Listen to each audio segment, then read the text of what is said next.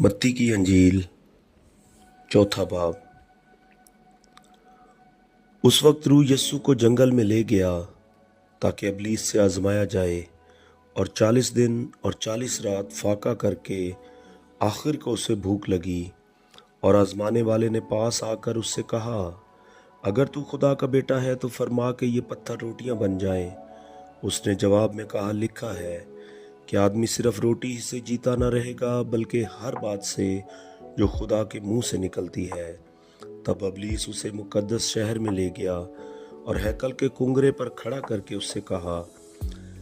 अगर तू खुदा का बेटा है तो अपने तई नीचे गिरा दे, क्योंकि लिखा है कि वो तेरी बाबत अपने फरिश्तों को हुक्म देगा और वो तुझे हाथों पर उठा लेंगे, ऐसा न हो कि तेरे पाँव को पत्थर से ठेस लगे। यीशु ने उससे कहा, यह भी लिखा है कि तू खुदावंद अपने खुदा की आजमाइश न कर। फिर इब्लीस उसे एक बहुत ऊंचे पहाड़ पर ले गया और दुनिया की सब सल्तनतें और उनकी शान शौकत उसे दिखाई, और उससे कहा, अगर तू झुककर मुझे सजदा करे तो ये सब कुछ तुझे दे दूंगा। यीशु ने उससे कहा, ऐ शैतान, दूर हो, क्योंकि लिखा है कि तू खुदावंद अपने खुदा को सजदा कर और सिर्फ उसी की इबादत कर। तब इब्लीस उसके पास से चला गया, और देखो फरिश्ते आकर उसकी खिदमत करने लगे। जब उसने सुना कि यूहन्ना पकड़वा दिया गया तो गलील को रवाना हुआ और नासरत को छोड़कर कुफर नहूम में जा बसा, जो झील के किनारे जबूलून और नफ्ताली की सरहद पर है,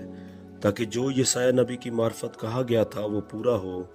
कि जबूलून का इलाका और नफ्ताली का इलाका, दरिया की राह यरदन के पार गैर कौमों की गलील, यानी जो लोग अंधेरे में बैठे थे उन्होंने बड़ी रोशनी देखी, और जो मौत के मुल्क और साया में बैठे थे उन पर रोशनी चमकी। उस वक्त यीशु ने मनादी करना और ये कहना शुरू किया कि तौबा करो, क्योंकि आसमान की बादशाही नज़दीक आ गई है। और उसने गलील की झील के किनारे फिरते हुए 2 भाइयों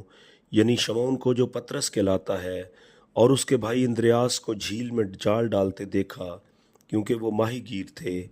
और उनसे कहा, मेरे पीछे चले आओ तो मैं तुमको आदमगीर बनाऊंगा।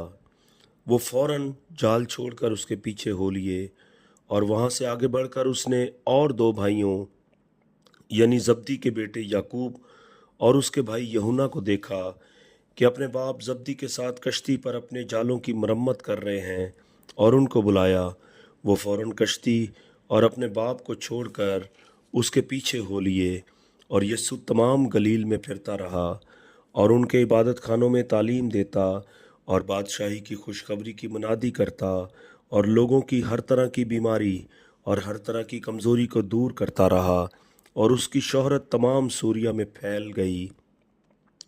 और लोग सब बीमारों को, जो तरह तरह की बीमारियों और तकलीफ़ों में गिरफ्तार थे,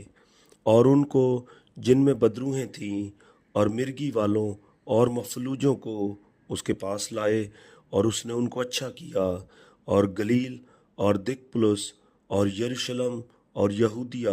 और यरदन के पार से बड़ी भीड़ उसके पीछे हो ली।